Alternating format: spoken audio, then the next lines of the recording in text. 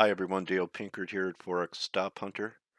I want to start off taking a look at some of the daily charts. We've had this two-day pullback yesterday for Memorial Day and the Asian session, followed through in the U.S. session. Turned away again from that resistance I talked about with the black line there at 112.20. We're in a fib retrace zone right here, as well as the dollar between this 97, 94 levels, halfway back from the high it made around 98.37. Similar setup in euro. Euro needs to close back over 12.20 to generate a short squeeze, take us back above 113. And if you go all the way back and look left, one potential target that no one's talking about is a move in the dollar back to the downside that could take the euro back to the highs that we had last October at the 117 level, but we'll take it a day at a time. I have to risk the lows. If we do take out the lows, we'll have another divergence, thinking around between 109.80 or so, giving last week's reversal the benefit of the doubt. In fact, we should get some outflows out of the dollar if the S&Ps, as you can see on this daily chart, are on the verge of a breakdown. Looks like Wile E. Coyote in the Roadrunner cartoon sitting there right on the ledge. We'll see if they could generate one more push up.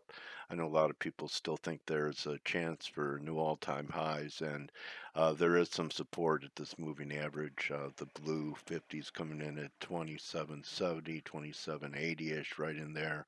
That's going to be very important for the bulls to hold. If we take out that, I believe it's a 200-day moving average. That's going to really kick in sell programs that could take this thing back down under the March lows at 2680. So we'll see if a weaker dollar, if we get one, could generate it. If we break down, also a possibility the dollar catches a bid.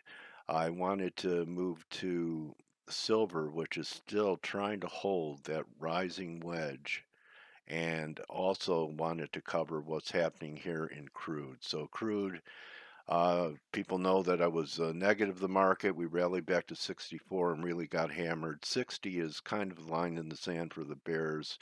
In order for there to be a short covering rally or the chance for another move to the upside, the $60 big round number is going to be a very important level for the market to get through. My view is that people will be selling rallies there. That was the first low we had from 60.60, so 60 could be a very critical level in crude coming up here. Remember that we're at month's end, so there are some money flows, book squaring that happens into month's end, and tough to get real aggressive on a shortened week like we had after Memorial Day and the U.S. bank holiday. But the dollar has to prove itself by staying back under last week's low, and the euro. Last week's high and the euro has to hold last week's low. S&P's at a very critical level and crude trying to bounce, but really not showing a lot of conviction. Remember, don't just count your pips, count your blessings, and I know where your stops are. Dale Pinkert at Forex Stop Hunter.